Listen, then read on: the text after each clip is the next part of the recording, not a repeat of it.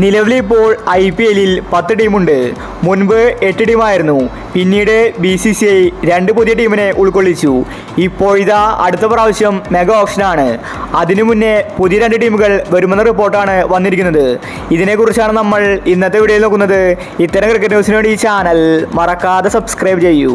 അടുത്ത പ്രാവശ്യം 12 ടീമുകളായിരിക്കും IPL-ൽ ഏറ്റുമുട്ടാൻ പോകുന്നതെന്നാണ് റിപ്പോർട്ട്.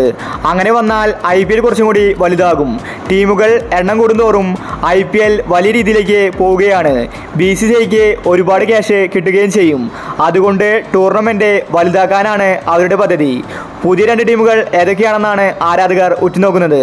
പണ്ടത്തെ ഒരു ടീമായിരുന്നു പൂനെ വാരിയേഴ്സ്. പിന്നീട് ആ ടീം തന്നെ റദ്ദാക്കി.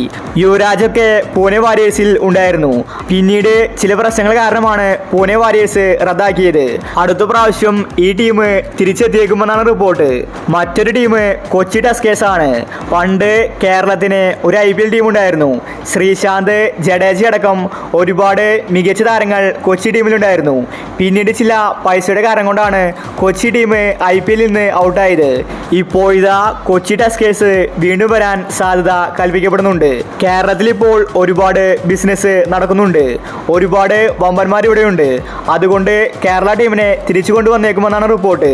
അതുകൊണ്ട് തന്നെ BCCI ചിലപ്പോൾ അടുത്ത പ്രാവശ്യം 2 പുതിയ ടീമുകളെ പ്രഖ്യാപിക്കും. BCCI ടെൻഡർ വയ്ക്കാൻ സാധ്യതയുണ്ടെന്നാണ് റിപ്പോർട്ട്. ഒരുപക്ഷെ കേരള ടീം തിരിച്ചെത്തിയേക്കും.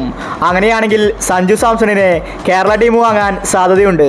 കേരളത്തിൽ നിന്ന് ഒരു ടീം വന്നാൽ സഞ്ജു ഉറപ്പായിട്ടും ആ ടീമിൽ കളിക്കും. സഞ്ജു രാജസ്ഥാൻ വിടുമെന്നത് ഉറപ്പാണ്.